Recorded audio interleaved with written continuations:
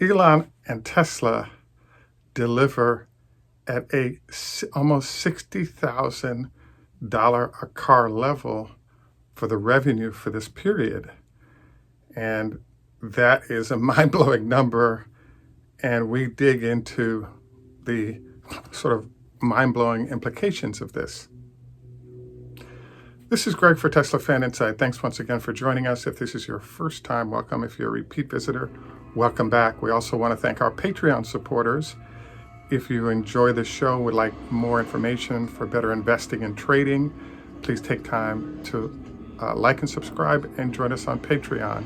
At the top levels, we actually have an everyday show that sort of lines up the investing trading day to help you make decisions and be more successful. Next, I want to remind you of our copyright notice. You're not authorized to use any of the content in this show without permission. Please refrain from doing so because we want you to keep your channel and I'll keep mine and everyone's happy. So each week we do kind of a review of the trading week and then anticipatorily what we're going to see coming forward. Now, there's a usual process we do of kind of looking at, just the puts and calls at key points. And we're actually going to do that show and air it on Monday morning as we go into the trading day. But I kind of wanted to go into more in depth what happened this week because there's a lot of data flow from this week that will significantly impact what's going to go on for Tesla over the next 1 to 2 months. And so by taking a fork out and sort of picking through it, we end up coming up with the underpinnings of what we're going to see going forward. So right now, what I'm obsessed with is the fact that, so an example would be, I came out with a per vehicle estimate of $55,000 in revenue. How did I come up with, and this was off, I agree, by about $5,000. The way I came up with this is the fact that the average per vehicle sale for Tesla for all of last year was $57,000 per vehicle was the number. So you take the revenue number, you divide it by the number of vehicles sold and you get a number, and that number has been 57,000. My estimate / our estimate was the fact that what would end up happening is that the number of sales in China are rising rapidly, and half the cars being sold are coming in at $42,000 per vehicle. So our estimates were that what would start to happen is the China vehicle volume would start affecting the overall number that Tesla would be delivering on a per car basis, if you will, for revenue. Well, guess what happened? As you saw, instead of it dropping to 55,000, it rose to almost 60,000. How do we come up with this number? Take $12 billion and divide it by 201,000 vehicles. I just did 200K. And you basically get 59,000 and a half per vehicle. Well, why was this off and how does this work? Well, Elon doesn't do a good job of breaking out how the numbers work, particularly what's happening with the megapacks, what's happening with sales of Powerwalls. All of that activity is happening and it's nicely adding to Tesla's success. But, the problem is that we actually have to figure this out based on sort of digging through the data to come up with the answer to this. So where we are now is that actually, yes, the per vehicle number for Tesla has actually dropped. It's probably 55,000, maybe 53, 54. That's the real number. But we have to take the revenue number and do the division I just described because we can't get a breakout of what the non-vehicle revenue looks like. But we can, in essence, loaded on to the vehicle number, which is kind of what we're doing right now. So the question then is, so where are we going with this? And is it worth the time to try to figure out? And the answer is really interesting. There's a guy named J.B. Durand who was the chief technical officer of Tesla. And JB was the one who started using lithium ion batteries when he was 14 to try to put a car together using the batteries that we currently see. So he was one of the co-founders of Tesla while he was a Stanford student. And then what happened is that they didn't have the team necessary to both deliver a product and get the funding needed, and that's why Elon was brought in. So what's fascinating to me right now is that JB made a comment where he said, look, what a lot of people don't realize is that our energy business will be much larger than our car business. And so when he said that, I was listening to that going, you crazy. I mean, I was thinking to myself, when you see all those cars, you see the revenue per vehicle, all that money flowing, I was thinking, JB, we know you're smart. We know you're a Stanford man, but you're nuts. The cars are just, because cars are expensive, and on a per vehicle basis, that's a lot of cash that move one place to the other. So there's no way in the world that the energy business will end up being bigger than the rest. Now, if there wasn't a chip shortage that we see currently, we would rapidly start going towards this. And what's fascinating is everyone right now is waiting to find out Tesla's profit margins at 26%. Can it get to 30, 35%, which makes it a legitimate tech company? Well, I believe that between the 4680 battery and the fact that Tesla's core competency is all about energy, I really think that JB's anticipated activity might/will occur. And I think that it's a huge, situation, because it's going to affect the stock dramatically. So I really wanted to emphasize this whole discussion of the 60K per vehicle, because what you saw happening this week is that, we had the 3-day rule come into effect, and that was great. Now, think through why we developed the 3-day rule. And the answer is that look at Tesla's stock price after the earnings are announced. Basically, if you're a hedge fund manager, somewhat individuals and managers, your goal is to identify very rapid short-term impactors on the stock of a company, obviously Tesla in this case. The problem that's going on, though, is that those metrics that you're looking for that would be really hot, they just have to be abnormal numbers to see significant moves. And you actually saw the stock price fall because they largely anticipated those numbers. What starts to happen when we get the 3-day rule is longer term investors are kind of concentrating on a broad range of metrics that represent sort of core operating fundamentals looking over multiple years. So this is why we did the show about, what do Colin Rust and others think about the fact that they have a certain target date for when Tesla vehicles are available to do robotaxiing. And they're trying to figure out when that's going to be, because then they know how to bake that future activity into the stock price currently as part of how they operate.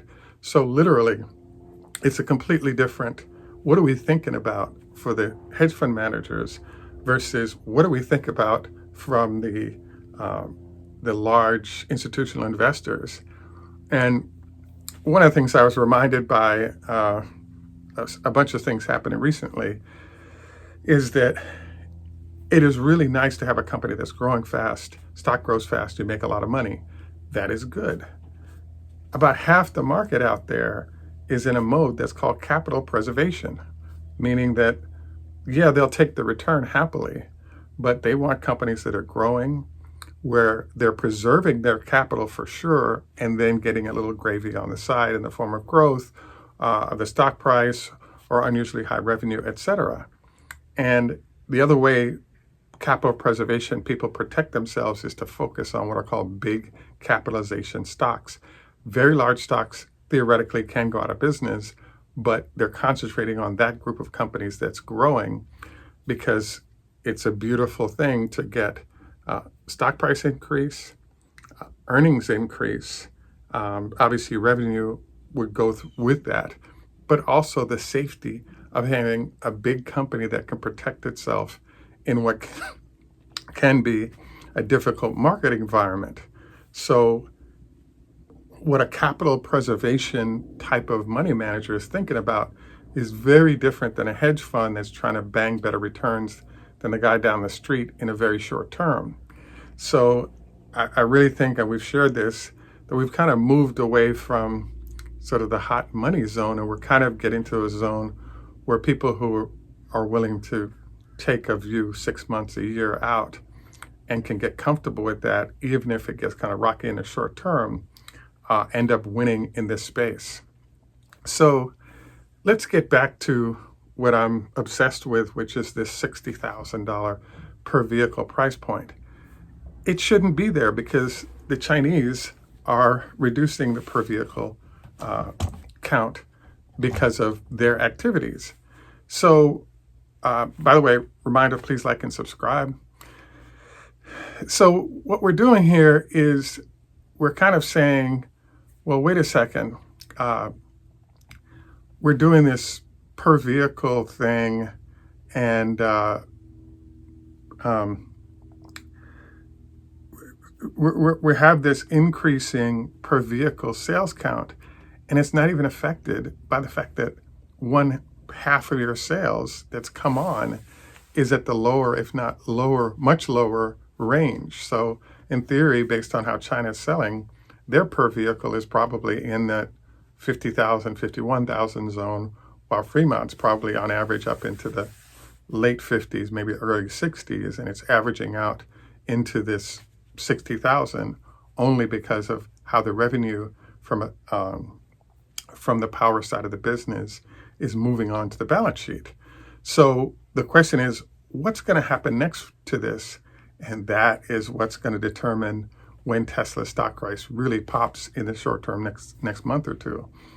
And so the way it's going right now is that as that revenue is rising, it's increasing Tesla's per unit vehicle sales count, and therefore the profit margins are getting better as well.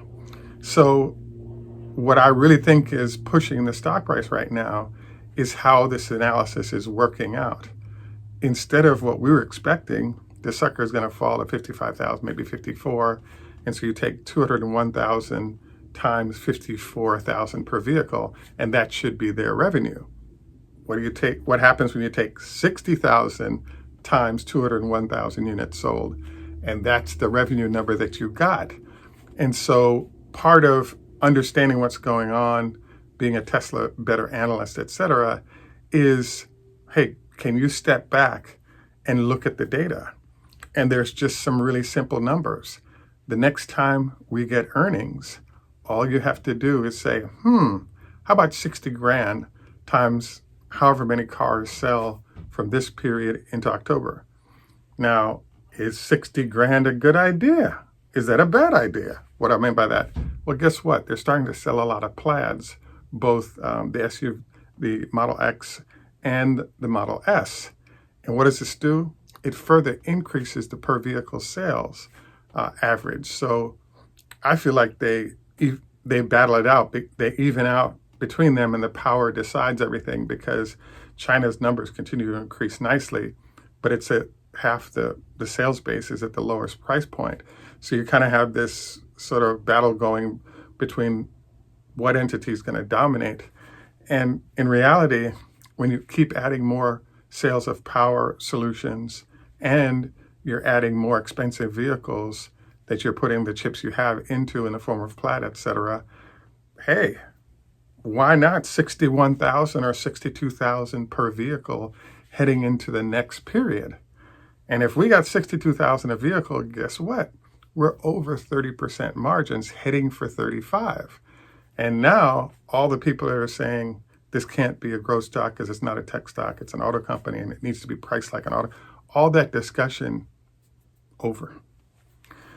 So I think there's mercy coming for people right now, but when you have the revenue that arrives from Germany, the revenue arrives from Austin, and then we go into 4680, and then they have enough batteries to start delivering more on-the-ground systems to a year-long backlog for electric companies trying to get their power solutions on the ground. And then there are 1 million power walls out there to be sold once we clear the chip issues. I just think that this is totally amazing. And so what's going to happen over the next couple of weeks?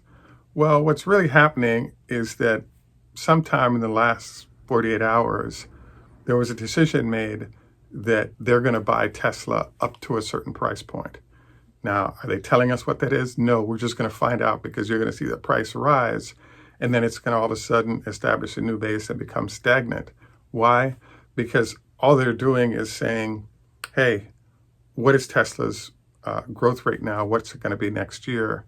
How much, in essence, are we authorized to buy the stock at based on what its growth rate is?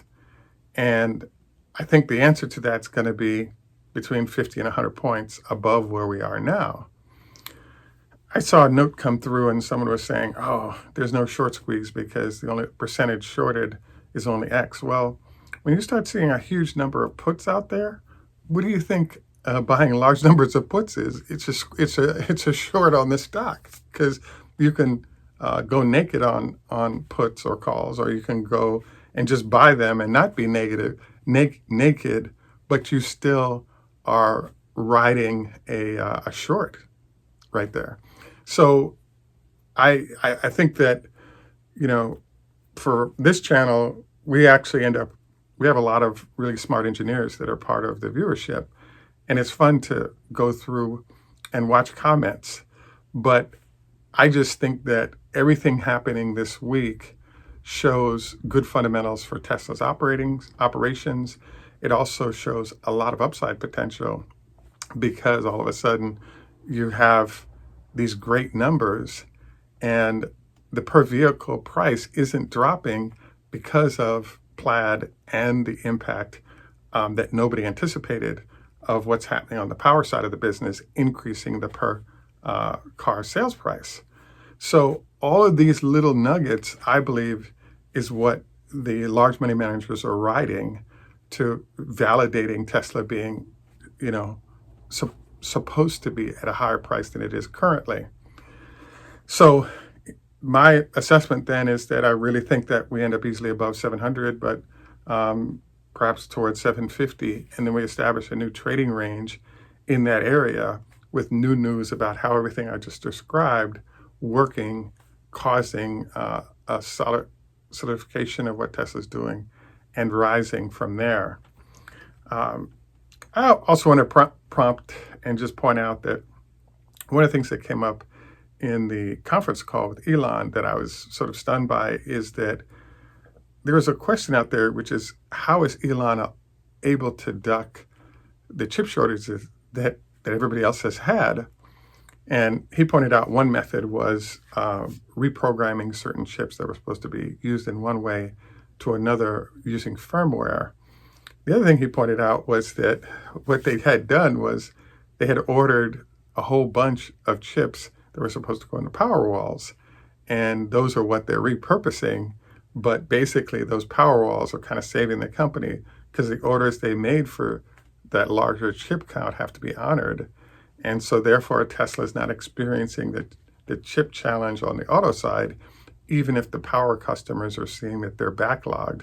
So I think this is brilliant, and it shows one of the advantages of having a software expert leading a company in an environment where software and chips are such a critical issue to be thinking about. So I again think this is a great situation for Tesla, and I think that they'll be richly rewarded for what they're delivering.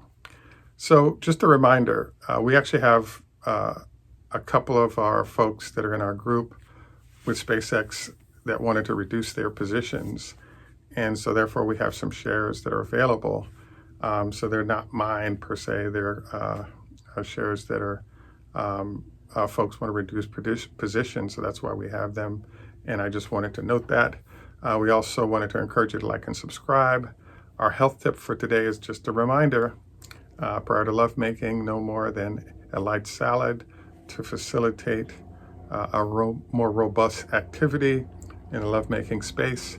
We also want to encourage you to consider not going to bed within 4 hours of eating, minimum 2, to allow the food to digest prior and avoid acid reflux and other issues. I'm, like I said, a proponent of core training. Wanted to encourage you to try it, particularly the stretching exercises that go with it are phenomenal. Any questions, let me know, and I'll start linking some of the people that I've been studying for getting better at this. And also trying to get on the bike daily, even if for 15 or 20 minutes, and the objective being to keep endorphins going, as well as blood flow, and not having the body impact of running and the pounding messing up your back or your knees. Any rate, thank you for joining us once again. This is Greg for Teslafaninsight. Salam. Zdravstvuyte, Russian, Ni Hao Ma, Chinese, Konbanwa, Japanese, Wie geht's? Wie stehst noch am aus zwei Beinen? German, au revoir, tout à l'heure. Hey do, Swedish. Good day, our friends in Australia. And in Jamaica, we say, enough respect, walk good, man. Thanks for joining us. Have a great day. And we look forward to your comments, and then our show that looks at sort of the trading situation for the week. I'm looking forward to jumping into that. This is the problem I'm having with charts. I'm trying to learn charts better. But one of the problems I'm having with charts is that this is why we came up with the 3-day rule, because, once the big managers do something, how do you anticipate what they're going to do and its impact on everything? And I felt like the charts tended to trail the activity rather than anticipate it. And the question is, how can you come up with tools for anticipation is one of the interesting sort of questions. So at any rate, thank you again for joining us, and have a great day.